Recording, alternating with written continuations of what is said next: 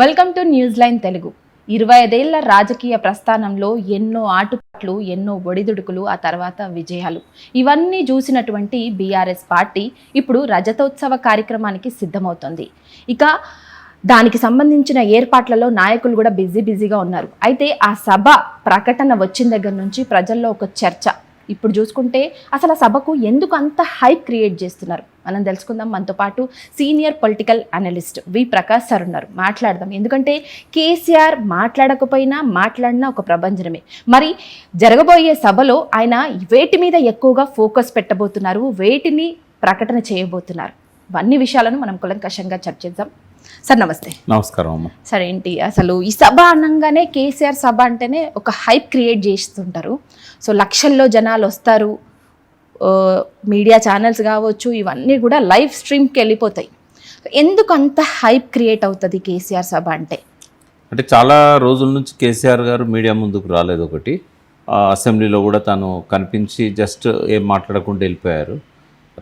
ఈ నడుస్తున్న రాజకీయాల మీద ఆయన స్పందన వినాలనేది మీడియాలో కానీ బయట కానీ సర్వత్రా ఉంది.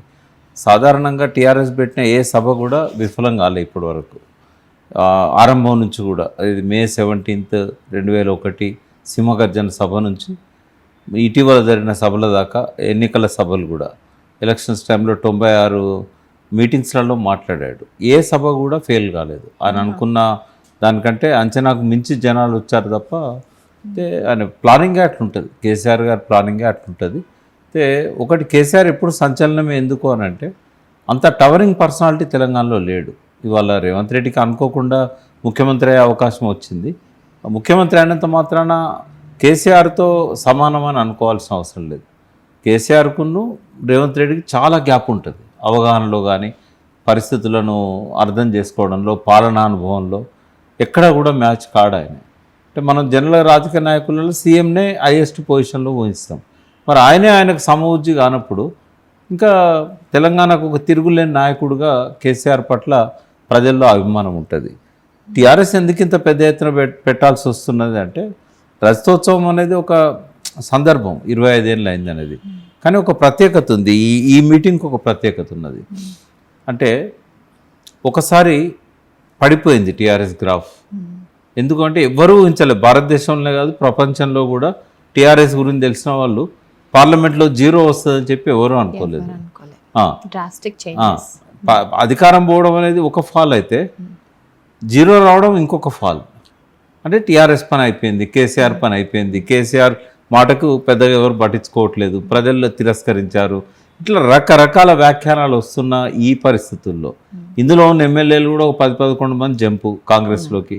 అంటే ఇట్లాంటి సిచ్యువేషన్లో టీఆర్ఎస్ బలం ఉందా లేదా, కేసీఆర్ ప్రభ వెలుగుతున్నదా లేదా, మళ్ళీ అధికారంలోకి వచ్చే అవకాశం ఉంటుందా ఉండదా, అసలు పార్టీ బతికి ఉందా లేదా, అయిపోయింది పార్టీ పని అని చెప్పి ముఖ్యమంత్రి సైతం మాట్లాడుతున్నప్పుడు ఒకసారి ప్రజల్లో ఆసక్తి చెలరేగింది. ఏంటంటే చూద్దాం మరి కేసీఆర్ మాట నిలబడుతుందా, రేవంత్ రెడ్డి అన్నట్టే ఈ పార్టీ అయిపోయిందా. సందిగ్ధంలో ఉన్న వాళ్ళందరికీ కూడా ఇది ఒక ప్రశ్నగా మిగిలిపోయింది. సో అది ప్రూవ్ చేయడానికే టీఆర్ఎస్ పని అయిపోలేదు, టీఆర్ఎస్ బలంగానే ఉంది. ఇవాళకి కూడా తిరుగులేని శక్తి తెలంగాణలో టీఆర్ఎస్ఏ. అధికారంలో ఉన్నంత మాత్రాన కాంగ్రెస్ బలం ఉన్నదని కాదు, అనుకోకుండా అధికారంలోకి వచ్చారు ఒక 1.5-1.6% ఓట్లతో. బట్ ఎమ్మెల్యేలు పోయినా కూడా టీఆర్ఎస్ బలంగానే ఉంది. ఇప్పటికీ కేసీఆర్ మాట నెగ్గుతున్నది, ప్రజల లోపల కేసీఆర్ పట్ల ఆసక్తి కానీ అభిమానం కానీ ఇంకా ఉంది అని చూపెట్టాలనే తాపత్రయం టీఆర్ఎస్ నాయకుల్లో ఉంది. గ్రాఫ్ పరంగా చూసుకుంటే చాలా తక్కువ ఓట్లతోటి 1.5 రేషియో అంటే శాతంతో ఓడిపోయినప్పటికీ కూడా ఓటమే. అసెంబ్లీ ఎలక్షన్స్కి చూసుకున్నా దాని కొంత గ్యాప్లో మనకు పార్లమెంట్ ఎలక్షన్స్ చూసుకున్నా కూడా చాలా చేంజెస్ అయితే కనిపించినాయి మనకి. 0 కంప్లీట్గా ఆ 0 అవ్వడానికి రీజన్స్ ఏమన్నా ఈ సభలో ప్రస్తావించే అవకాశాలు ఉన్నాయా? ఇంకోటి కేసీఆర్ మీద చాలా విమర్శలు ఆరోపణలు అయితే ఉన్నాయి. ఫామ్ హౌస్కే పరిమితం అని అన్న సీఎం కావచ్చు, లేదంటే తను ఓన్లీ సభలు మాత్రమే పెడతారు ఏదో పార్టీ కార్యకర్తల్లో జోష్ నింపడానికి అన్న ఒక విమర్శ కూడా ఉంది. సో సమీక్షలు చాలా వరకు దూరం, అసెంబ్లీకి దూరం, ఓన్లీ ఫామ్ హౌస్కే పరిమితం అన్న ఇట్లాంటివి ఉంటాయి. సో దీన్ని ఎట్లా అంటే దీని గురించి ఏమన్నా మళ్ళీ ప్రస్తావించే ఛాన్సెస్ ఏమైనా ఉన్నాయా సభ అనగానే? సభలో ఈ విషయాలు రావమ్మా. ఇప్పుడు సమీక్షలు ఇంటర్నల్గా చేసుకుంటారు, దగ్గర వాళ్ళతోని పార్టీలో ఉన్న అగ్రనేతలతోని సమీక్షలు జరుగుతాయి. ప్రజల మధ్య సమీక్షలు కానీ రివ్యూస్ కానీ ఏమీ ఉండవు. ప్రజల మధ్య ఉండేది ఏంటంటే ఒక ఉత్తేజాన్ని నింపడానికి, ఇప్పుడు ఉన్న ప్రభుత్వం యొక్క వైఫల్యాలను బయటపెట్టడానికి, రాబోయే భవిష్యత్తు పైన ఒక భరోసా, ఒక నమ్మకాన్ని ఇవ్వడానికి. ఆత్మహత్యలు మళ్ళీ మొదలైనవి. ఆత్మహత్యలు చేసుకునే రైతాంగానికి మీరు ఆత్మహత్యలు చేసుకోవద్దు, నేను మళ్ళీ వస్తున్నాను, కొద్ది రోజులు ఓపిక పట్టండి అని ఆ రకమైన ఒక బాధ్యతాయుతమైన ప్రసంగమే ఉంటుంది తప్ప పాత విషయాలను తవ్వుకోవడమో గెలుక్కోవడమో ఏమీ ఉండదు. మీరు అన్న విషయం ఏంటంటే ఒక టాప్ లెవెల్ లీడర్స్ ఎవరైతే ఉంటారో, అది ఏ పార్టీలోనైనా ఏ ప్రభుత్వంలోనైనా, వాళ్ళు డెలిగేటింగ్ పవర్స్ అంటాం మనం. అంటే ఆ పార్టీలో టాప్ టు బాటమ్ ఉన్న క్యాడర్ ఎవరైతే ఉంటారో వాళ్లకు బాధ్యతలను డిప్యూట్ చేస్తారు. ఒక రకంగా ఏంటంటే ఇప్పుడంతా రాజకీయాలన్నీ కార్పొరేట్ స్టైల్లో నడుస్తున్నాయి, వెనకట్లాగా కాదు. వెనకట మనము పాత నాయకులు చెన్నారెడ్డి కావచ్చు, అంతకంటే ముందున్న వెంగళరావు, ఇట్లాంటి ముఖ్యమంత్రుల్లో మనం చూసాం. ప్రతి దానికి వాళ్ళు ఏంటంటే ప్రతి ఒక్కరిని కలవడానికి, ప్రతి దగ్గర పోవడానికి వాళ్ళకు ఆ రోజు ఆసక్తి ఉండేది. ఇప్పుడు ఈ రోజుల్లో ఏంటంటే ఇప్పుడు ఒక కంపెనీ సీఈఓ ఉన్నాడు. సీఈఓ ఏం చేస్తాడు, కింద అడ్మినిస్ట్రేషన్ డెవలప్ చేస్తాడు. అడ్మినిస్ట్రేషన్ ఇప్పుడు ఉదాహరణ డీజీపీ ఉన్నాడు, అన్ని దిక్కులో డీజీపీ పోతాడా? పోడు కదా. కింద డీజీపీ కింద అడిషనల్ డీజీలు ఉంటారు, వాళ్ళ కింద ఐజీలు ఉంటారు, ఐజీల కింద ఎస్పీలు ఉంటారు, ఎస్పీల కింద మళ్ళీ డిఎస్పీలు ఏసీపీలు ఉంటారు, కమిషనర్స్ ఉంటారు. అంటే ఒక వ్యవస్థను డెలిగేటింగ్ పవర్స్ అని అంటాం. అంటే ఎవరెవరు ఏం చేయాలనో డెలిగేట్ చేస్తారు, చేసి వాళ్ళు అవసరమైనప్పుడే బయటకు వస్తారు. కాబట్టి కేసీఆర్ అయినా లేదా ఇంకొక పార్టీ అగ్రనాయకుడైనా ప్రతి దగ్గర డైరెక్ట్ వెళ్ళాడు. ఇప్పుడు రేవంత్ రెడ్డి ఉన్నాడు సీఎం, ఇన్ని మాట్లాడినాడు కదా కేసీఆర్ని. మరి ఆయన ఎక్కడి నుంచి పరిపాలన చేస్తున్నాడు? ఎప్పుడో ఒకసారి ఎవరైనా వస్తే తప్ప సెక్రటరీ పోవట్లేదు. ఆయన జూబ్లీస్లో ఇంట్లోకి వెళ్ళే కదా పరిపాలన చేసేది. ఏ సీఎం అయినా ఏదన్నా మీటింగ్స్ ఉన్నప్పుడే పోతారు. అట్లని చెప్పి ఏమన్నా ఆగుతాయా? ఏ పని ఆగదు. 24 hours CMA. Supreme court chief justice, high court chief justice 24 గంటలతో వాళ్ళు జడ్జ్ చేసే. ఎమర్జెన్సీ ఉన్నప్పుడు రాత్రిపూట కూడా అడ్వకేట్స్ పోయి మోషన్ మూవ్ చేస్తారు, లంచ్ టైంలో లంచ్ మోషన్ మూవ్ చేస్తారు, వెకేషన్లో వెకేషన్ కోర్టు దగ్గర. అట్లా ఎప్పటికీ వాళ్ళు బాధ్యతల్లో ఉన్నట్టే, ఎక్కడున్నా కూడా వాళ్ళు వాళ్ళ పదవుల్లో ఉన్నట్టే. డెలిగేటింగ్ పవర్స్లో అసెంబ్లీలో మీరు మాట్లాడండి అని చెప్పి ప్రతి లెజిస్లేటివ్ పార్టీ మీటింగు సెషన్స్ కంటే ముందు జరుగుతుంది. మీకు కూడా తెలుసు, అసెంబ్లీ సెషన్ ఉందంటే ఒక రోజు ముందు కేసీఆర్ గారు వస్తారు, తెలంగాణ భవన్లోనో లేకుంటే ఇంకో దగ్గర ఫామ్ హౌస్లోనో ఎమ్మెల్యేలను వాళ్ళని పిలుచుకుంటారు, ఏం మాట్లాడాలి, ఎవరెవరు ఏం మాట్లాడాలి, దేని మీద ఫోకస్ చేయాలనో చెప్తారు, పని నడుస్తూ ఉంటుంది. ఇప్పుడు నిజంగానే ఆయన కంటే కొద్దిగా ఉన్నతమైన వ్యక్తో, లేకుంటే సమఉజ్జీనో, లేకుంటే కొంచెం ఒక కుడి ఎడమగా ఉండే వ్యక్తో ముఖ్యమంత్రిగా ఉంటే కేసీఆర్ రావడంలో అర్థం ఉంది. ఏమాత్రము బాధ్యత తెలియని వ్యక్తి, అవగాహన లేని వ్యక్తి సీఎంగా ఉన్నప్పుడు ఆయన అక్కడ కూర్చొని ఏం చేయాలి? మాటలు పడడం తప్ప. అపరిపక్వత, పరిపక్వత అని రెండు ఉంటాయి. ఈయన పూర్తి పరిజ్ఞానంతో పరిపక్వతతో ఉన్న వ్యక్తి, ఆయనకి ఏ పరిజ్ఞానం లేకుండా అపరిపక్వతతో ఉన్న వ్యక్తి. కాబట్టి అసెంబ్లీకి రాకపోవడానికి భయం కారణం అనేసి అధికార పక్షంలో ఉన్న వాళ్ళు ఎన్నైనా మాట్లాడతారు. కానీ ఇక్కడ అర్థం చేసుకోవాల్సింది ఏంటంటే అక్కడికి రావడం వల్ల ప్లస్ అయ్యేది ఏముండదు, కేసీఆర్కు మైనసే అవుతుంది. ఎందుకు అవుతుంది అంటే ఈ అపరిపక్వత, అపరిజ్ఞానం ఉన్న వ్యక్తుల మధ్య ఇక ఆయనది అరణ్య రోజునే అవుతుంది. ఆయన ఏమైనా చెప్పినా కూడా ఆడ స్పీకర్ మాట్లాడినాడు, వాళ్ళు మాట్లాడినారు, వాళ్ళకి నాలెడ్జ్ లేదు అంటాం కదా, చోటు ముందు శంఖం పొందినట్టు అని. మరి పార్లమెంట్ ఎలక్షన్స్లో వచ్చినట్టు జీరో అయినట్టు సీఎం రేవంత్ రెడ్డి చెప్పినట్టు నిజంగా పార్టీ క్యాడర్ కంప్లీట్గా జీరో అయినట్ట కాదమ్మా. ఎలక్షన్స్ ఎట్లుంటాయంటే లోకల్ బాడీస్ ఎలక్షన్స్ ఉంటాయి. సర్పంచ్ ఎలక్షన్స్లో నువ్వు ఎంత ముఖ్యమంత్రి వచ్చి ప్రచారం చేసినా కూడా ఆ ఊర్లో 10 మందికి తలలో నాలుకలాగా వ్యవహరించిన వ్యక్తి, పోలీస్ స్టేషన్ పోతే తీసుకొచ్చిన వ్యక్తి, బ్యాంక్ లోన్లు ఇప్పించిన వ్యక్తి, హాస్పిటల్స్లో ఎవరైనా పేషెంట్ ఉన్నప్పుడు డాక్టర్ని మాట్లాడిన వ్యక్తి, కష్టకాలం వచ్చినప్పుడు 10వ పరకో ఇచ్చి వాళ్లకు ఆదుకున్న వ్యక్తి, వాళ్ళ ఇంట్లో మంచి అయినా చెడైనా వచ్చిన వ్యక్తి, అతను మాత్రమే సర్పంచ్ అవుతాడు. ఆ వార్డు యొక్క సమస్యలను, ఆ డివిజన్ యొక్క సమస్యలను పట్టించుకున్న వ్యక్తే కార్పొరేటర్ అవుతాడు. ఆ పార్టీలతో సంబంధమే ఉండదు. ఈ ఎంపీటీసీలు, జెడ్పీటీసీలకు బీఫామ్ ఇచ్చినా కూడా పార్టీని చూడరు, ముఖ్యమంత్రిని చూడరు. అక్కడున్న వాళ్ళ పనితీరును చూస్తారు. ఎందుకంటే నిత్యం ప్రజల మధ్య ఉండే వ్యక్తులు వాళ్ళు ఒకటి. రెండవది ఎమ్మెల్యే ఎలక్షన్స్ వచ్చినప్పుడు అసెంబ్లీ పరిధిలో ఉంటాయి, రాష్ట్రం పరిధిలో ఉంటాయి కాబట్టి ఖచ్చితంగా పార్టీది ఉంటుంది అక్కడ. అంటే ఈయనకేస్తే ఈ పార్టీ అధికారంలోకి వస్తుంది, ఈ పార్టీ అధికారంలోకి వస్తే మనకు డైరెక్ట్గా బడ్జెట్ వస్తుంది, మనకు పనులు అవుతాయి. ఓన్లీ పార్టీ పరంగా చూసినప్పుడు ఎలక్షన్స్లో అసెంబ్లీ ఒక్కటే, మా ముఖ్యమంత్రికి పెట్టిన అభ్యర్థి, ప్రతిపక్ష నాయకుడు పెట్టిన అభ్యర్థి, ఇతని పరిపాలన గతంలో ఎట్లుంది, ఇతను ఓటేస్తే కేసీఆర్ ముఖ్యమంత్రి అవుతాడు, ఇతను ఓటేయకపోతే ఇంకొకరు ముఖ్యమంత్రి అవుతారు. ఇది కేవలం అసెంబ్లీలో మాత్రం ఉంటుంది. పార్లమెంట్ దగ్గరికి వచ్చినప్పుడు దేశ రాజకీయాలు ప్రధానమవుతాయి. దేశ రాజకీయాలలో టీఆర్ఎస్ లేదు, పేరుకు భారత రాష్ట్ర సమితే, కానీ దేశమంతా లేదు. టీఆర్ఎస్కి ఓటేయకపోతే వచ్చే ప్రధానమంత్రి రాకుండా పోడు, లేకుంటే ఓటేస్తే వాళ్ళు అనుకున్న ప్రధానమంత్రి రాడు. ఎందుకంటే పార్లమెంట్లో ఉండే రాజకీయాలు వేరమ్మా, దేశ రాజకీయాలు, అంతర్జాతీయ రాజకీయాలు అక్కడ ప్రధానమవుతాయి. ఇప్పుడు అక్కడ ఏమైంది, 2 జాతీయ పార్టీలు ఉన్నాయి. టీఆర్ఎస్ 2 జాతీయ పార్టీలతో లేదు, ఒక్క టీఆర్ఎస్ఏ కాదు. భారతదేశంలో ఈ ఎన్డీఏ కూటమి కానీ, ఇండియా కూటమి కానీ, కాంగ్రెస్ది ఇండియా కూటమి, నరేంద్ర మోడీది ఎన్డీఏ కూటమి. ఇప్పుడు ఎవరెవరికి ఓటేసినా కూడా అధికారంలోకి వచ్చేది వాళ్ళే ఇద్దరు. అయితే కాంగ్రెస్ వస్తుంది, లేకపోతే బీజేపీ వస్తుంది. ఆ కూటమిలో ఉన్న వాళ్ళు మాత్రమే కొంత పర్ఫార్మెన్స్ చూపెట్టగలిగారు. 2 కూటమిలకు దూరంగా ఉన్న వాళ్ళకి ఎవ్వరికి కూడా సీట్లు రాలేదమ్మా. ఈ 2 కూటమిలకు దూరంగా ఉన్న వాళ్ళకి ఎవ్వరికి కూడా సీట్లు రాలే. మొత్తం దేశంలో 18 సీట్లే వచ్చినాయి ఎవరికి, ఈ 2 కూటమిలో లేని వాళ్ళకు. ఉదాహరణ నవీన్ పట్నాయక్ ఉన్నాడు, ఆయన ఎన్డీఏ కూటమిలో లేడు, ఇండియా కూటమిలో లేడు. టీఆర్ఎస్ ఎన్డీఏ కూటమి లేదు, దీనిలో లేదు. అక్కడ చూస్తే జగన్ అందులో లేడు, ఇందులో లేడు. ఇట్లా ఇప్పుడు మమత అక్కడ ఇండియా కూటమిలో ఉంది, స్టాలిన్ ఇండియా కూటమిలో ఉన్నాడు. అట్లాంటి వాళ్లకు సీట్లు వచ్చినాయి. ఈ 2 పార్టీలకు దూరంగా ఉన్న వాళ్ళకి ఎవరికి సీట్లు రాలేదంటే ఇది ఏమర్థమవుతుంది అంటే, జాతీయ స్థాయిలో ఎవరైతే రాజకీయాలు చేయగలుగుతారో, ఎవరితోనైతే పొత్తు పెట్టుకోగలుగుతారో వాళ్ళకు మాత్రమే సీట్ వస్తుంది.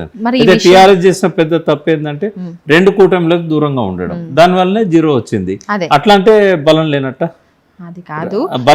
బలం లేకపోతే 38.5% ఎట్లా వచ్చినాయి. రెండవది ఇవాళకి కూడా ఎమ్మెల్యేలు 10 మంది పోతే పోవచ్చు, కానీ బలమైన రాజకీయ పార్టీ ఇవాళకి కూడా టీఆర్ఎస్. కానీ ప్రాంతీయ పార్టీగా ఉన్నటువంటి టీఆర్ఎస్ ని బీఆర్ఎస్ గా మార్చడమే కారణం అంటారా ప్రతికూల ఫలితాలకి? అది కూడా ఒక కారణం. అంటే మళ్ళీ ఇప్పుడు జరగబోయేటువంటి సభలో ఈ బీఆర్ఎస్ పార్టీగా మార్చినటువంటి ప్రాంతీయ పార్టీని జాతీయ పార్టీగా మార్చిన దాంట్లో ఇప్పుడు ఏమైనా చేంజెస్ ఏమైనా తీసుకునే ఛాన్సెస్ ఉన్నాయి? ఆ ప్రకటనలు ఏమైనా ఎక్స్పెక్ట్ చేయొచ్చా కార్యకర్తలు? ఎలక్షన్ కమిషన్ దగ్గర ప్రయత్నాలు వీళ్ళు చేశారు, బట్ దాన్ని ఏమన్నా ఫ్రీజింగ్ టైం ఏమైనా ఉండొచ్చు. ఈ ఫ్రీజింగ్ టైం దాటిపోతే మళ్ళీ టీఆర్ఎస్గా మార్చవచ్చు.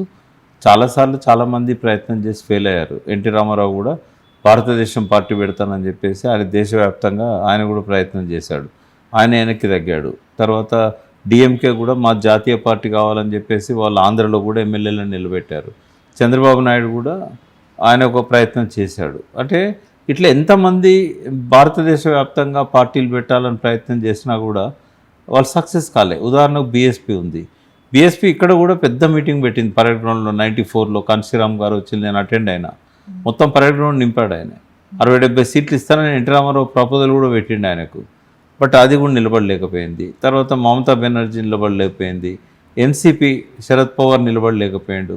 అంటే స్వాతంత్రం వచ్చిన తర్వాత భారతదేశ వ్యాప్తంగా ఒక ప్రత్యామ్నాయ పార్టీగా ఎదిగింది ఒక్క బీజేపీ. జనసంఘం ఉన్నప్పుడు బీజేపీ కూడా ఎదగలేదు, జనతా పార్టీ వచ్చింది, అది పోయింది. అంటే ఎన్ని ఫ్రంట్లు వచ్చినా కూడా ఈ రోజు వరకు 78 ఏళ్ళ ఈ దేశంలో కేవలం మిగిలిన 2 పార్టీలే, ఒకటి కాంగ్రెస్, రెండవది బీజేపీకి ఏంటంటే వెనకాల ఆర్ఎస్ఎస్ ఉంది కాబట్టి వాళ్ళకు సపోర్ట్గా అది ఉండడంతో నిలబడ్డది.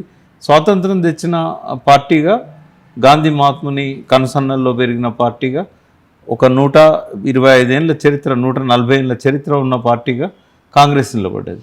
అంటే అంత ఈజీ కాదు దేశవ్యాప్తంగా ఒక పార్టీని జాతీయ పార్టీగా చేయాలంటే. అది ఒక కేసీఆర్కే సాధ్యం అవుతుంది.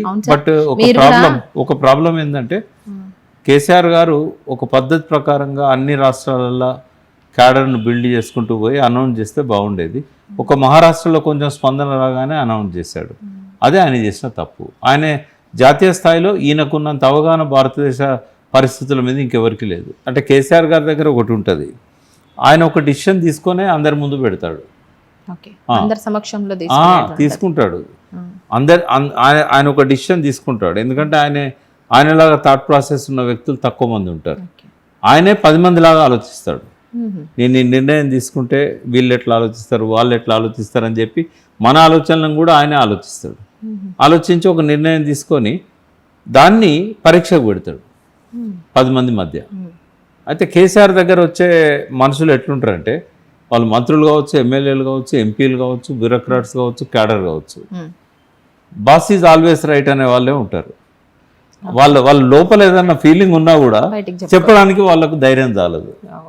దీనివల్ల ఆయన నష్టపోతున్నాడు. అది అధికారంలో ఉన్నప్పుడు కానీ ప్రతిపక్షంలో ఉన్నప్పుడు కానీ ఒకటే, ఒక మంచి నాయకుడు ఎప్పుడు క్రిటిక్స్ని పక్కన పెట్టుకోవాలి. ధైర్యం చేసి కేసీఆర్ సార్ ముందు మాట్లాడే వాళ్ళు ఎవరన్నా ఉన్నారా? చిన్నగా ఒక 5-6 ఏమన్నా చేతుల మీద లెక్క పెట్టేటోళ్ళు మీరే కనుక్కోవాలి. అది నాకే తెలుస్తుంది. మీరేమన్నా చెప్తే వినే పొజిషన్ నేను చెప్పే రోజుల్లో చెప్పాను. నేను ఎప్పుడు కూడా ఎస్ బాస్గా నేను ఎస్ బాస్గా ఎన్నడూ లేను. అంటే స్వాగతిస్తారా అంటే ఆయన ఇప్పుడు కొన్నిసార్లు మేము ఇచ్చిన సలహాలు కూడా ఆయనకున్నంత మెచ్యూరిటీ మాకు ఉండకపోవచ్చు. మేము ఇచ్చేటి కరెక్ట్ అని మేము ఎట్లా చెప్తాం? ఆయన రెండింటిని తూకమే చూసుకుంటాడు. కానీ 1-2 నిర్ణయాలు మాత్రం నేను మార్చగలిగిన ఉద్యమ కాలంలో, తర్వాత ముఖ్యమంత్రిగా ఉన్న టైంలో కూడా కొంత నా వైపు నుంచి నేను కొంత కాంట్రిబ్యూట్ చేయగలిగిన. కానీ వీలైనంత వరకు ఆయన తీసుకునే నిర్ణయాలు 99% కరెక్ట్ ఉంటాయి.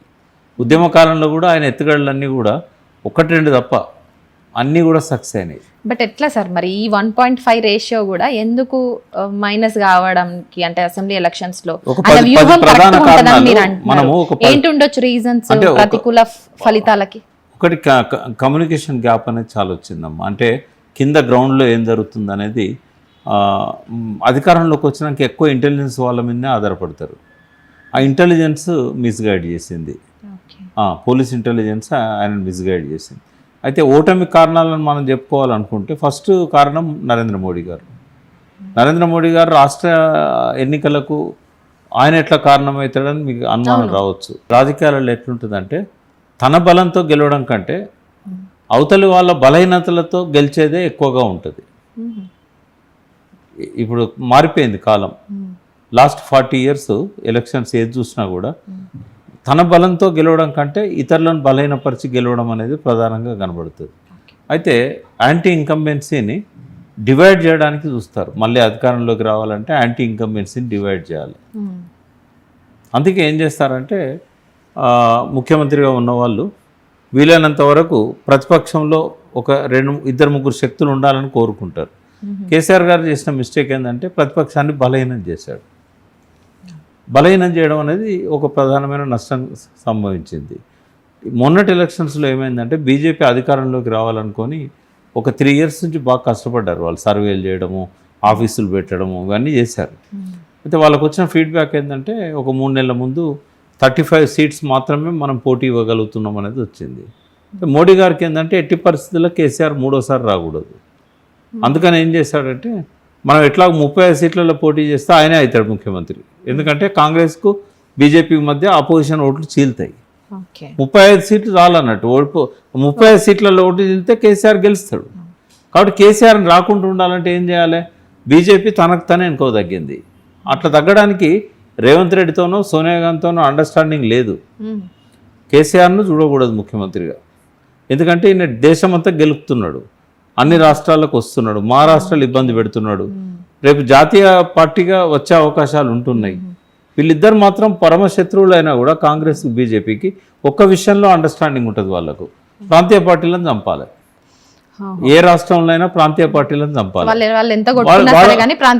అంతే. కాంగ్రెస్ వచ్చినా పర్లేదు మోడీకి, అక్కడ వేరే స్టేట్లో బీజేపీ వచ్చినా పర్లేదు, ప్రాంతీయ పార్టీ రావద్దు. మన ఇద్దరమే మిగిలాలి దేశవ్యాప్తంగా. ఇది ఈడెన్ ఎజెండా వాళ్ళిద్దరిది. అనుకొని చేసుకుంటారా అనేది కాదు, ఇద్దరికి లాభం అవుతుంది ప్రాంతీయ పార్టీ. ఇదేంటంటే ఒక్కటే ఇక్కడ మోడీ బండి సంజయ్ని వెనక్కి తీసుకోవడానికి కారణం ఏంటంటే బండి సంజయ్ అంటే ఇంకో 10-15 సీట్లలో కూడా పెరుగుతుంది. పెరగడం వల్ల ఏమవుతుంది? ప్రతి నియోజకవర్గంలో బీజేపీ కాంగ్రెస్ మధ్య ఓట్లు చీలుతాయి. చీలితే ఎవరు వస్తారు? కేసీఆర్ వస్తారు. కాబట్టి ఆయన వెనక్కి తగ్గడం వల్ల 35 సీట్లలో పోటీ ఇచ్చే బీజేపీ 15 సీట్లలో ఇచ్చింది. ఒకవేళ బండి సంజయ్ అట్లే ఉంటే 50-60 సీట్లలో పోటీ ఇచ్చేవాడు. ఆ 3 నెలల టైంలో కూడా ఇంకా కొంత ఆయన చేసేవాడు. ఎప్పుడైతే బండి సంజయ్ వెనక్కి లాగిన్లో బీజేపీలో ఉన్న ప్రధానమైన క్యాడర్ కొంతమంది వివేక్ లాంటి నాయకులు వీళ్ళు మళ్ళీ కాంగ్రెస్లోకి వచ్చారు. మన వివేక్ ఉన్నాడు, వెంకటస్వామి, అంటే ఇట్లాంటి లీడర్స్ అంతా కూడా బీజేపీ ఏదో పోటీ ఇస్తుంది అనుకుంటే బీజేపీ పోటీ ఇస్తలేదు. పోటీ ఇవ్వగలిగే పరిస్థితి ఉన్నా కూడా వెనక్కి తగ్గింది. అయితే ఈ ట్రయాంగిల్ ఫైట్లో కేసీఆర్ అద్భుతమైన మెజారిటీతో వచ్చేవాడు. ఆయన గెస్ తప్పేం కాదు. అందరికీ అంటే ఎవరైతే ఎమ్మెల్యేల మీద నెగిటివ్ ఉన్నా కూడా ఆయన టికెట్లు ఎందుకు ఇచ్చిండు అంటే ట్రయాంగిల్ పోటీలో మన వాళ్ళందరూ గెలుస్తారు అనుకున్నాడు. బట్ ట్రయాంగిల్ పోటీ జరగలేదు. కేవలం 15 సీట్లలో బీజేపీ వర్సెస్ టీఆర్ఎస్ పోటీ జరిగింది. మిగతా అన్ని సీట్లలో కాంగ్రెస్ వర్సెస్ టీఆర్ఎస్ పోటీ జరిగింది. ఇది నంబర్ 1 రీజన్. ఇక నంబర్ 2 రీజన్ ఏంటంటే చాలా చేసి ఏమీ చెప్పుకోలేకపోయారు. కొండంత చేసిండ్రు, గోరంత కూడా చెప్పుకోలేకపోయారు టీఆర్ఎస్. అన్ని విషయాల్లో అన్ని చేసిండ్రు, ఏమీ చెప్పుకోలేదు. మూడవది ఏంటంటే అప్రతిష్ట పాలైన ఎమ్మెల్యేలకు, ప్రజలు వ్యతిరేకిస్తున్న ఎమ్మెల్యేలకు మళ్ళీ టికెట్లు ఇవ్వడం మూడోసారి. ఈ 3 మనకు నంబర్ 1 రీజన్ కనబడతాయి. ఇంకో 6-7 రీజన్స్ ఉన్నాయి కానీ ఇప్పుడు సందర్భం కాదు. అదే సార్, అంటే మరి అసెంబ్లీ ఎలక్షన్స్లో కావచ్చు, పార్లమెంట్ ఎలక్షన్స్, ఎంపీ ఎలక్షన్స్లో కావచ్చు, ఆ జరిగినటువంటి నష్టాన్ని పూడ్చుకోవడానికే ఈ సభకు అంత హైప్ క్రియేట్ చేస్తుర్రా? కోట్లు ఖర్చు పెట్టి ఆ సభలు, దానిపైన చర్చ కావచ్చు, దానికి సంబంధించిన హంగులు ఆర్భాటాలు కావచ్చు చేస్తున్నారన్న చర్చ నడుస్తుంది. అసలు సభ అనగానే చాలా వరకు అసలు కేసీఆర్ ఏం మాట్లాడతారు, ఏం చెప్తారు, దాని మీద ఏం ప్రకటనలు ఇస్తారు, ఈ ఫోకస్ ఎక్కువ ఉంటుంది. నిజంగా కేసీఆర్ సార్ ఈ సభలో వేటి మీద ఎక్కువ ఫోకస్ పెట్టబోతున్నారు? నాకు అనిపించింది ఏంటంటే, ఒకటి ఇప్పుడున్న పరిస్థితుల్లో కాంగ్రెస్ విఫలమైంది. ప్రజలకు ఇచ్చిన హామీలను నెరవేర్చడంలో ఘోరంగా విఫలమైంది. ఇప్పుడు మేనిఫెస్టోలో కేసీఆర్ గారు చెప్పిన ఆయన్ని 100% చేసిండని నేను చెప్పా, కానీ 90% చేసిండు ఆయన. ఏవైతే చేయలేకపోయిండో ప్రజల ముందు చెప్పిండు. నేను దళితులకు 3 ఎకరాల భూమి ఇద్దాం అనుకున్నా, బట్ భూమి అందుబాటులో లేదు. ఆ రోజు 1,50,000 ఎకరం ఉండే, ప్రభుత్వ డబ్బుతో కొనిద్దాం అనుకున్నా. ఒక్కసారి అది అయిపోయి 10 లక్షలైంది, 20 లక్షలైంది. అసలు అమ్ముకోవడానికి కూడా ఎవరు ముందుకు వస్తలేరు. నాకు భూమి దొరకట్లేదు, కాబట్టి మీకు ఏమన్నా ఇల్లు కట్టుకోవడానికి అవకాశం ఉన్నట్టయితే మీకు ప్లాట్ చూపెడితే మీకు డబ్బులు 5 లక్షలు ఇస్తాను, లేదా దళితులకు భూమి ఇవ్వట్లేదు కాబట్టి దళిత బంధు ఇస్తా, దళిత బంధులో మీరు 10 లక్షలు ఇస్తాను, మీరు ఏదైనా ఇండస్ట్రీ పెట్టుకోండి, ఏదైనా వెహికల్ కొనుక్కోండి, మీరు ఏదైనా వ్యాపారం చేసుకోండి అని అన్నారు. దానికి కూడా వాళ్ళకి అవగాహన ఉండదనే ఉద్దేశంతో కలెక్టర్లకు ఆ ఫండ్ ఇన్ఛార్జ్గా పెట్టారు. అవి ఆల్టర్నేట్ ప్రతిపాదన తీసుకొచ్చాడు ఆయన, నేను ఇవ్వలేకపోతున్నా అని. రేవంత్ రెడ్డి అది కూడా చెప్పట్లేదు కదా, ప్రజలను నమ్మించాడు, వంచిండు. నేను ఇవ్వలేకపోతున్నా, ఇప్పుడు నాకున్న సమస్యలు ఇవి అని కూడా ప్రజల ముందుకు వచ్చి చెప్పలేకపోతున్నాడు. సో ఎవరు చెప్పాలి ఇప్పుడు? కేసీఆర్ గారే చెప్పాలి. ప్రజలను ఎట్లా మోసం చేసిండు రేవంత్ రెడ్డి, మీరు ఎట్లా మోసపోయిన్లు, ఏ హామీలు ఇవ్వట్లేదు, ఏ హామీలు ఇచ్చాడు, ఇచ్చినవి కూడా పూర్తిగా ఎట్లా అమలు చేయలేదు, రైతును రాజుగా చూడాలనుకున్న నా కోరిక నెరవేరట్లేదు, మళ్ళీ ఆత్మహత్యలు మొదలైనవి, మళ్ళీ చేనేతకారులు ఆత్మహత్యలు చేసుకుంటున్నారు, మా పీరియడ్లో మేము ఇట్లా చేయలేదు. రెండవది, తెలంగాణ ఒకప్పుడు ఎట్లుండే నిజాం పీరియడ్లో, సమైక్య రాష్ట్రంలో ఎట్లుండే, నా పీరియడ్లో ఎట్లుండే, ఇప్పుడు ఎట్లుంది, ఈ అంశాల మీదకెళ్ళి ఆయన స్పీచ్ ఉంటుందని నేను అనుకుంటున్నా. భవిష్యత్తు నిర్దేశం ఏంటంటే ప్రజలు అప్రమత్తంగా ఉండాలి, ప్రజలు నిలదీయాలి, పాలకులను, ఎమ్మెల్యేలను ఎక్కడికక్కడ నిలదీయాలి, ఈ దుర్మార్గాలను ఎదిరించాలి. ఈ వైపుగానే ఆయన స్పీచ్ ఉండే అవకాశం ఉంది. అయితే ఇక్కడ హైప్ ఎవరు క్రియేట్ చేస్తున్నారు? ప్రజల లోపల వస్తున్న స్పందన వల్లనే హైప్ క్రియేట్ అవుతుంది, ఒకరు చేసింది కాదు ఇది. యాక్చువల్గా ఓల్డ్ టచ్ని ఇస్తూ, అంటే ఎడ్ల బండ్లు కావచ్చు, ట్రాక్టర్లు కావచ్చు, ఇప్పుడున్న ఫాస్ట్ జనరేషన్లో ఏసీ వెహికల్స్ లేనిది ముందుకు పోతలేరు. బస్సులు ఇట్లాంటివి ఎక్కువగా బుక్ చేసి సభల సమావేశాలకు జనాల్ని తీసుకొస్తుంటారు, కార్యకర్తల్ని కావచ్చు. అట్లాంటి టైంలో పాత టచ్, ఓల్డ్ లుక్ ఇస్తూ ఎడ్ల బండ్ల మీద ఆల్రెడీ సిద్దిపేట నుంచి చాలా జిల్లాల నుంచి స్టార్ట్ అయిన వాళ్ళు ఉన్నారు ఎడ్ల బండ్ల పైన. ఇది నిజంగా వాళ్ళుగా అనుకొని తీసుకున్న నిర్ణయాలు అంటారా, లేదంటే పార్టీకి సంబంధించిన నాయకులు తీసుకున్న డెసిషన్? ఎందుకంటే పార్టీలో అంటే ఎక్కడైతే పబ్లిక్ నష్టపోతున్నారు, రైతులకు సంబంధించి నష్టపోతున్నారని చూపించే ప్రయత్నంలో భాగం ఎడ్ల బండ్లను తీసుకురావడం, ట్రాక్టర్లను తీసుకురావడం, అంటే ఇట్లా అనుకోవచ్చా? పార్టీ నాయకులు చెప్పినంత మాత్రాన వాళ్ళకి ఇంట్రెస్ట్ లేకపోతే ఎడ్ల బండ్లు కట్టి ఎండాకాలంలో ఎడ్లని ఇబ్బంది పెట్టుకుంటా, వాళ్ళు ఇబ్బంది పడుకుంటా రాగలుగుతారా? మా పార్టీ నాయకులు చెప్పిండ్రు అనుకుందాం, మీరందరూ కూడా ఎడ్ల బండ్లు తీసుకొని రండి అని. ఇంప్లిమెంట్ అవుద్దా? అది కాదు. ఎప్పుడైతే వాళ్ళ లోపల ఆ కోరిక, కేసీఆర్ని చూడాలి, కేసీఆర్ చెప్పేది వినాలి. ఈ మీటింగ్స్కు గతంలో 20 సంవత్సరాల నుంచి కూడా చాలామంది దాదాపుగా 25 సంవత్సరాల టీఆర్ఎస్ పెట్టిన ఏ మీటింగ్ కూడా ఫెయిల్ కాలేదమ్మా. ఇంకోటి ఇవాళ ఎడ్ల బండ్ల మీద వచ్చుడు కొత్త కాదు. ఏ మీటింగ్ అయినా జాతర లాగా జరుగుతూ వచ్చింది. మీకు గుర్తుండాలి, కేసీఆర్ గారు స్వయంగా సైకిల్ తొక్కుంటూ సిద్దిపేట నుంచి వరంగల్ వచ్చాడు 2003లో. నభూతో నభవిష్యత్ ఆ సభ అయితే దేవగౌడ గారు అప్పుడు మాజీ ప్రధాని స్టేజ్ మీదకి వచ్చి తన బట్టతల మీద 2 చేతులతో కొట్టుకుంటాడు. అయితే నేను ఆయనకి ఇన్ఛార్జ్ ఉన్నా, ఏం సార్ ఎందుకు ఇట్లా మీరు కొట్టుకుంటున్నారంటే, I never see such a meeting, huge meeting, నా జీవితంలో నేను ఇంత పెద్ద మీటింగ్ చూడలేదు అని చెప్పాడు. అంటే అటువంటి మీటింగ్కు కొన్ని వేల మంది సైకిళ్ళ మీద వచ్చారమ్మా. కేసీఆర్ గారు 102 డిగ్రీల జ్వరంతో ఆయన సైకిల్ తొక్కుంటూ వచ్చాడు హుస్నాబాద్ మీదకి వెళ్ళి. పద్మ ఎమ్మెల్యే కానీ ఇంకా కొంతమంది మెదక్ జిల్లా వాళ్ళు కానీ వాళ్ళు సిద్దిపేట దాకా సైకిల్ మీద వచ్చి కేసీఆర్ గారితో కలిసి వరంగల్ వచ్చారు. ఎడ్ల బండ్లు మొదటి నుంచి కూడా వస్తున్నాయి. ఎడ్ల బండ్లు పార్క్ చేయడానికే మేము కొన్ని ఎకరాలను అప్పుడు పెట్టేవాళ్ళం వరంగల్ మీటింగ్లలో కానీ వేరే కరీంనగర్ మీటింగ్లలో కానీ. సో ఇది కొత్త కాదు ఇవాళ. కాకుంటే ఎప్పుడు కూడా కేసీఆర్ ఏ మీటింగ్ పెట్టినా కూడా మెటిక్యులస్గా ప్లాన్ చేస్తాడు. అయితే అది ఆయన ఒక్కడు ప్లాన్ చేస్తే అవుతుందా? అందరు ఇంప్లిమెంట్ చేస్తారు. ఇవాళ ఎక్కడెక్కడి నుంచో ఇవాళ మనకు కార్యకర్తలంతా భద్రాచలం, వదిరాజు రవిచంద్ర గారు అక్కడ భద్రాచలానికి ఇన్ఛార్జ్గా ఇప్పుడు 10 రోజుల నుంచి 15 రోజుల నుంచి ఆడనే ఉంటూ అక్కడి నుంచి జనాలను తీసుకొస్తున్నాడు. ఆదిలాబాద్ జోగురామన్న, నిజామాబాద్, ఎక్కడెక్కడి నుంచో ఇవాళ అన్ని వాహనాలను ఉపయోగించుకుంటున్నారు. దగ్గరలో ఉన్న వాళ్ళు ట్రాక్టర్లు వస్తున్నారు, దూరంగా ఉన్న వాళ్ళు వాళ్ళకున్న కార్లే కాకుండా ఆర్టీసీ బస్సులు కూడా ఒక 3000 బస్సుల వరకు ఆర్టీసీ ఇస్తానని చెప్పింది. ఎన్ని బస్సులు ఇస్తే అన్ని బస్సులను ఎంగేజ్ చేశారు. ఇంకా రకరకాల వాహనాలు ఇప్పుడు గ్రామాలలో ట్రాక్టర్స్ బాగున్నట్టే కార్లు కూడా, 2 వీలర్స్ కూడా చాలా ఉన్నాయి. ఒక 100-150 కిలోమీటర్లకు వెళ్ళి 2 వీలర్స్ మీద తండోపతండాలు వస్తున్నారు. ఇన్ని దిక్కుల నుంచి ఇంతమంది వస్తేనే కదా ఇప్పుడు 3000 బస్సులు ఎంతమంది వస్తారు? 150,000 మంది వస్తారు. కానీ ఆ సభ 10 లక్షల 15 లక్షల మందితోని జరగబోతున్నది. సో కేసీఆర్ సభ అంటేనే మెడిక్యులస్ అని మీరు అంటున్నారు. సో ఈ సభకి సంబంధించి ఏర్పాట్ల విషయంలో ఎట్లా ఉండబోతుంది? దీనికి సంబంధించి ఎస్పెషల్లీ వరంగల్నే ఎంచుకోవడానికి ఏమన్నా స్పెషల్గా ఏమన్నా ఇంట్రెస్ట్ ఉందా? ఇది కేసీఆర్ గారి ఇంట్రెస్టా, ఇంకెవరన్నా నాయకులు చెప్పింది ఏమన్నా? అంటే వరంగల్ కరీంనగర్ అనేది ఉద్యమాన్ని నిలబెట్టిన జిల్లాలు.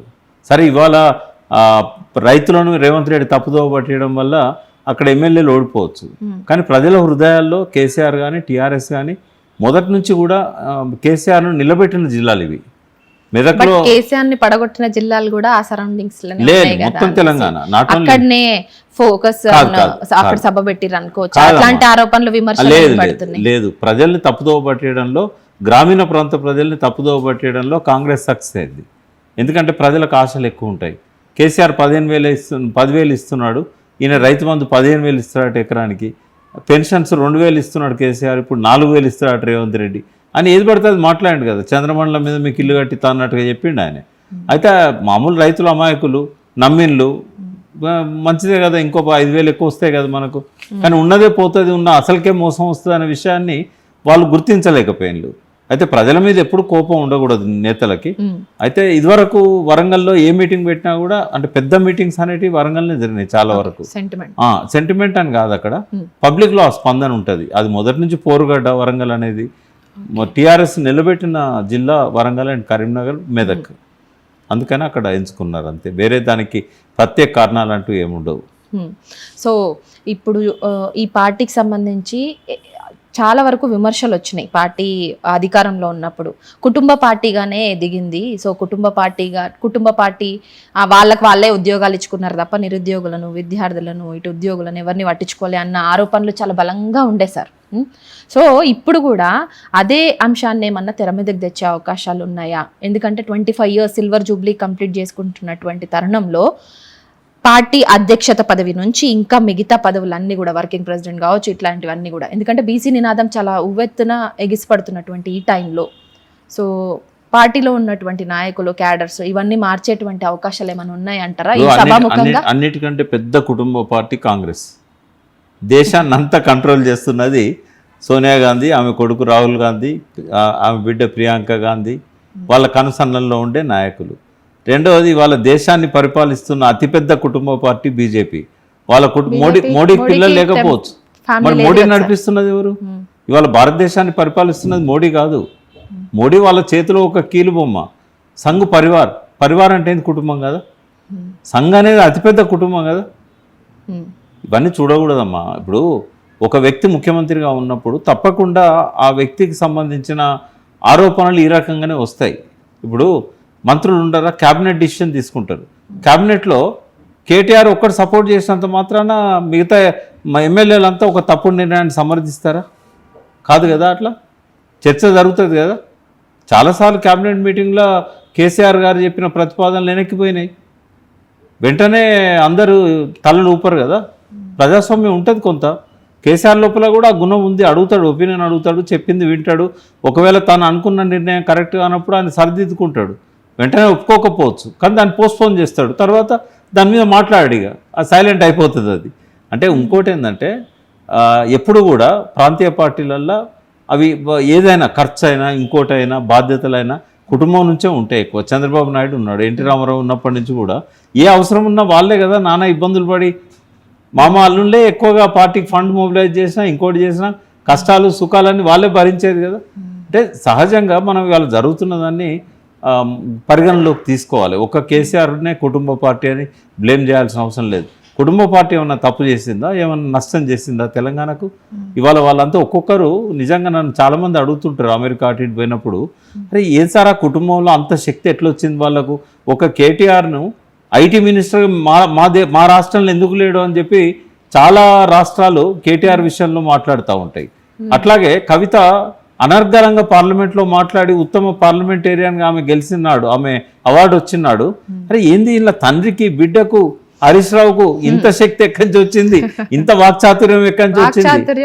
పనులు కూడా చేస్తారమ్మా. ఇప్పుడు కేటీఆర్ కనుక ఇవాళ సార్ కావచ్చు, హరీష్ రావు కావచ్చు, కవిత గారు కావచ్చు, ఇట్లా అందరి విషయాల్లో మనం అబ్జర్వ్ చేసి మాట్లాడే కాదు. నీకు చెప్తాను నేను, హరీష్ రావు హెల్త్ మినిస్టర్ ఉన్నప్పుడు ఆయనే పనిచేసిన తీరు, హాస్పిటల్స్ డెవలప్ చేసిన తీరు, అదేవిధంగా కేటీఆర్ గారు ఇవాళ కేటీఆర్ లేకపోతే హైదరాబాద్ సిటీ ఇట్లే ఉండేదా? ఇవాళ బెంగళూరు పోండి మీరు, ఒక ఎంజీ రోడ్ లో బిగినింగ్ నుంచి ఎండింగ్ ఉన్నది అంతా 4 కిలోమీటర్లు లేదు. అది హైదరాబాద్ బీఆర్ఎస్ అదే పార్టీని ఎప్పుడు అన్యాయం చేయలేదు. అన్యాయం కాదు. ఎందుకు వేశారు? డెవలప్మెంట్ చూసి 65 ఫ్లైఓవర్లు, అండర్ పాస్లు. ఒక్కసారి వరద వచ్చి కొంతమంది చనిపోయినందుకు స్ట్రాటజిక్ నాలా డెవలప్మెంట్ ప్రోగ్రామ్ అని 1000 కోట్లతో డెవలప్ చేశారు. రోడ్ డెవలప్మెంట్ ప్రోగ్రామ్ చేశారు. ఎవరికి ఉందమ్మా విజన్? ఇప్పుడు 1.5 year అవుతుంది రేవంత్ రెడ్డి వచ్చి రేపటి మాపటికి. ఒక ఫ్లైఓవర్ కొత్తది పడ్డదా? ఒక అండర్ పాస్ కొత్తది పడ్డదా? ఒక చెరువును డెవలప్ చేసిండా? ఇలా 3600 కోట్లు ఒక్క రోజు కేబినెట్ మీటింగ్ లో డిసిషన్ తీసుకొని రిలీజ్ చేశారు ఫండ్స్ ఎస్టీపీల కోసం. మూసి ప్రక్షాళన అనేది రేవంత్ రెడ్డి లాగా దూకుడుగా పోయి గుడిసెలు గుల్చేయలే కదా. ఒక పద్ధతి ప్రకారం చేద్దామని అనుకున్నారు. ఒక ప్లానింగ్ ఉంటుంది. ఇది ఆగమాగం గారు కదా. నెక్స్ట్ వచ్చే ఎలక్షన్స్ లో బీఆర్ఎస్ పార్టీని కనుక గెలిపిస్తే ఖచ్చితంగా కేటీఆర్ ని సీఎం చేస్తారన్న టాక్ కూడా బాగా నడిచింది. అధ్యక్ష పదవిలో కూడా కేటీఆర్ ని నిలబెడతారు. ఇవాళ టిఆర్ఎస్ నాయకులు అందరు ఇళ్లలో పడుకున్నా కూడా కేసీఆర్ ముఖ్యమంత్రి అవుతారు ఇప్పుడున్న పరిస్థితుల్లో. రాబోయే రోజుల్లో ఏమన్నా రాజకీయ సమీకరణాలు మారి ఒకవేళ బహుజన శక్తి కానీ ఇంకో శక్తి కానీ రేపు ఇంకో 51 సీట్లు మహిళలకు పెరుగుతున్నాయి. అందులో 33 ఇప్పుడు 17 పార్లమెంట్ సీట్లలో 34 ఎమ్మెల్యే సీట్లు పెరుగుతున్నాయి, 153 అవుతున్నాయి. సో ఒకవేళ కొత్త శక్తులు వస్తే కొంత కష్టపడాల్సి వస్తుంది బీఆర్ఎస్ నాయకులు. ఒకవేళ ఇవాళ ఉన్న సిచ్యువేషన్ ఉంటే ఎవరు కార్యకర్తలు వీధులలో తిరగకపోయినా కూడా జనము తండోపతండాలుగా పోలింగ్ బూత్లలో పోయి ఓట్లేసే పరిస్థితి ఉన్నది. ఎందుకంటే రేవంత్ రెడ్డి ఫెయిల్యూరే వాళ్ళకి ఇవాళ పాల్పోసినట్టు అవుతుంది. అదే సరే 25 years celebrations, silver jubilee celebrations చేసుకుంటున్నటువంటి ఈ టైంలో ఏమన్నా పార్టీ క్యాడర్తో పాటు వర్కింగ్ ప్రెసిడెంట్ ఇవన్నీ కేటగిరీస్ ఏమన్నా చేంజ్ చేసే అవకాశాలు? ఇక్కడ వర్కింగ్ ప్రెసిడెంట్ ఎందుకన్నా బీఆర్ఎస్ కనుక జాతీయ పార్టీగా ఉంటే ఒక మంచి ప్రెసిడెంటే అవుతాడు ఆయన. ఆ వర్కింగ్ ఎందుకు ఇంకా డైరెక్ట్ అధ్యక్ష పదవి జాతీయ అధ్యక్షుడు. ఒకవేళ రాష్ట్రానికైతే అధ్యక్ష పదవి ఖాళీగా ఉంది. ఆయనకు అధ్యక్ష పదవి ఇచ్చి వర్కింగ్ ప్రెసిడెంట్ ఒక బీసీని కావచ్చు, పార్టీలో ఇంకో నాయకుడిని కావచ్చు, ఇవ్వచ్చు కదా, తప్పేమున్నది అలా. రెండవది ఏంటంటే అలాంటి చేంజెస్ సభలో ఏమన్నా అయ్యే ఛాన్స్? ఈ సభలో అట్లాంటివి ఉండే, అది పార్టీలో ఇంటర్నల్ గా డిస్కస్ చేస్తారు. మనం జాతీయ స్థాయిలో పోదామా లేకుంటే రాష్ట్రానికే పరిమితం అయిదామా? రాష్ట్రానికే పరిమితం అయితే కేసీఆర్ గారే 2 చూస్తారు. అయితే నాకు తెలిసి అయితే జాతీయ స్థాయిలో ఇప్పటికిప్పుడు ఎన్నికలు లేవు.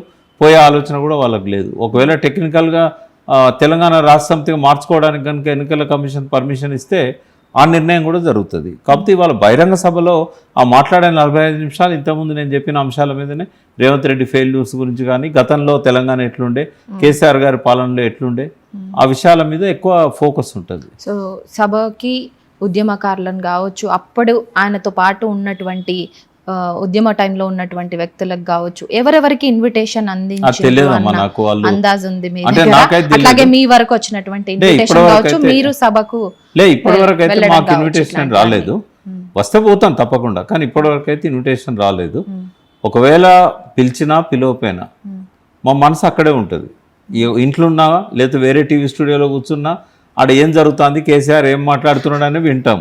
ఒకవేళ అక్కడ దాకా పోయి ఇబ్బందులు పడుకుంటూ పోయినా కూడా ఒకవేళ మా పేర్లు అక్కడ లేవనుకోండి, స్టేజ్ మీద పోవడం కష్టం అవుతుంది, ప్రజల మధ్యనే ఉండాల్సి వస్తుంది. ఈ డౌట్ ఎందుకు వస్తుంది సార్? మీరు చాలా అత్యంత సన్నిహితుల్లో ఒకరు, వి ప్రకాష్ సార్ అంటే అసలు ఉద్యమ నాయకుడు అనే పిలుస్తారు అందరు.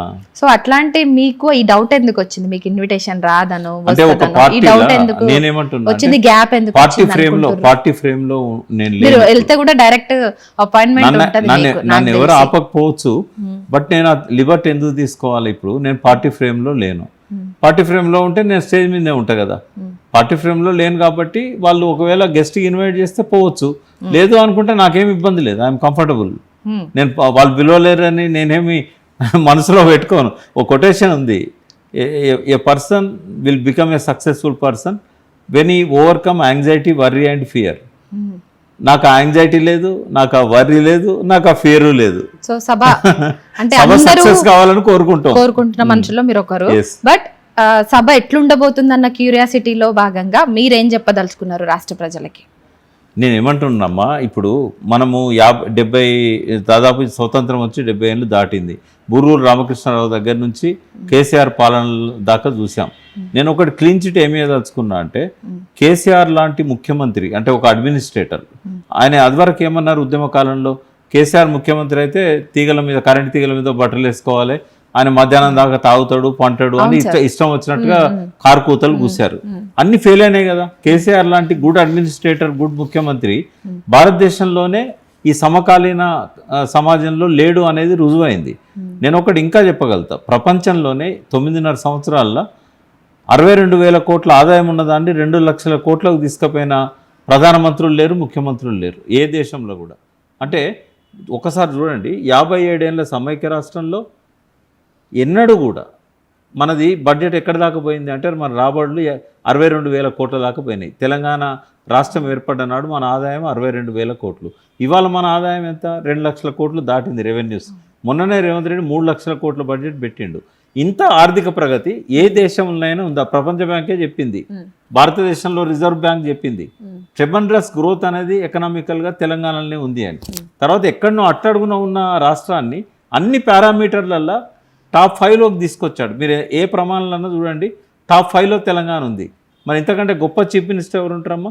ప్రజలకు అప్పుడు అర్థం కాకపోయినా, మాటలు నమ్మి మోసపోయినా, మళ్ళొకసారి వాళ్ళు ఈ సభ ద్వారా వాళ్ళు చేసిన తప్పులను, వాళ్ళ పశ్చాత్తాపాన్ని ప్రకటించే అవకాశం వస్తుంది. ఎందుకంటే వాళ్ళు బయట చెప్పకపోయినా వాళ్ళ ఎంబడున్న వాళ్ళకి చెప్తారు, మనం తప్పు చేసినాం రా, ఇటువంటి మంచి ముఖ్యమంత్రిని పోగొట్టుకున్నాం, తుంటను వదిలేసి మొద్దును ఎత్తుకెత్తుకున్నాం అని చెప్తారు. ఇప్పుడు ఎలక్షన్స్ వచ్చినా ఏ పార్టీ గెలిచే ఛాన్సెస్ ఎక్కువగా ఉన్నాయి? చిన్న పిల్లని అడిగినా చెప్తారు, చిన్న పిల్లని అడిగినా చెప్తారు, రేవంత్ రెడ్డి ఫ్యామిలీ మెంబర్స్ అనే చెప్తారు. ఇప్పటికిప్పుడు ఎలక్షన్ జరిగితే టీఆర్ఎస్ వస్తుంది. బట్ టైం ఇవ్వాలి కదా సార్, సంవత్సరంన్నరలోనే అన్ని మనకి ఎట్లా తెలిసిపోతుంది? ఏదో లంక బిందెలు ఉన్నాయని వచ్చిరంట, ఖాళీ బిందెలు ఉన్నాయి. ఎంత టైం ఇచ్చినా కూడా రోజు రోజుకు నేను చెప్తున్నా కదమ్మా, ఈసారి కనుక బహుశా 2 ఏళ్ళు అవుతుందో 3 ఏళ్ళకు ఎలక్షన్లు వస్తాయి.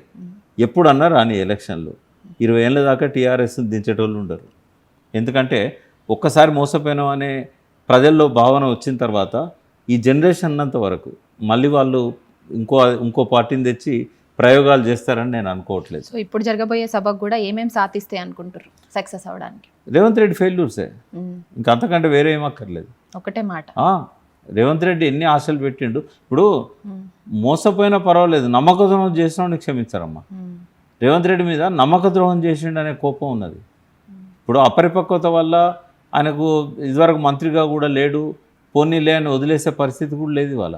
ఇంత మాయమాటలు చెప్పి మనల్ని మోసం చేస్తాడా అనే ఒక నమ్మక ద్రోహానికి గురైనమనే భావన ప్రజల లోపల వచ్చింది. ఇంకా దాన్ని మార్చేది ఎవరి తరం కాదమ్మా. బట్ ఎండాకాలం పీక్ ఏప్రిల్ మే అంటే చాలా విపరీతమైన ఎండలు ఉంటే మనం కూడా చూస్తున్నాం. ఒక 5 నిమిషాలు కూడా బయట ఉండలేని సిచ్యువేషన్, అంటే సిగ్నల్స్ దగ్గర బండి ఆగినా కూడా 5 నిమిషాలు ఉండలేని పరిస్థితి.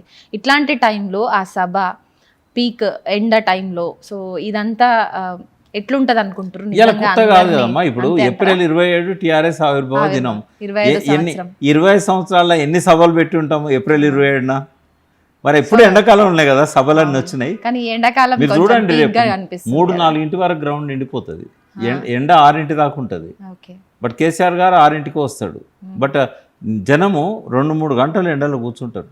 రసమయ్య లాంటి వాళ్ళు పాటలతోని ధూమ్ధామ్ కార్యక్రమాలతో వాళ్ళని అట్లా నిలబెడతారు. వాటర్ ఏర్పాట్లు ఉంటాయి, నెత్తి మీద కండువలు వేసుకుంటారు, కూర్చుంటారు. ఏం చేద్దాం? అంతమందికి అయితే పైన అరేంజ్మెంట్స్ కానీ. సరే, ఇప్పుడు వరకు మీకు ఇన్విటేషన్ రాలేదు, బట్ ఇప్పుడు ఈ 2 రోజుల్లో ఇన్విటేషన్స్ వస్తే ఖచ్చితంగా వెళ్తారు కదా? ఇన్విటేషన్ ఎప్పుడు వచ్చినా వెళ్తానమ్మా. ఒకవేళ ఇన్విటేషన్ రాలేదనుకోండి, నాకేం ఇబ్బంది లేదు, టీవీ ముందు కూర్చుంటా. మనిషి మీరు ఇక్కడ ఉన్నా మీ ఆత్మ అక్కడే ఉంటుంది అనుకుంటా. డెఫినెట్గా ఉంటుంది. ఎందుకంటే నేను వన్ ఆఫ్ ది ఫౌండర్ మెంబర్ని. నా లైఫ్లో గొప్ప అచీవ్మెంట్ తెలంగాణ స్టేట్. కేసీఆర్ గారు తీసుకొచ్చారు, చెప్పి తీసుకొచ్చారు. ఇంకోటి మాకు గర్వం ఎందుకు ఉంటుంది అంటే, కేసీఆర్ గారికి చాలా విషయాల మీద అవగాహన లేని రోజుల్లో జయశంకర్ గారితో పాటు నేను కూడా ఆయన డౌట్స్ను క్లారిఫై చేస్తూ ఆయనకు చేదోడు వాదోడుగా మొదటి నుంచి ఉన్న వ్యక్తిని. కాబట్టి ఆయన సక్సెస్లో మాకు కూడా భాగం ఉంది కదా. లైఫ్కి ఇంకేం కావాలి?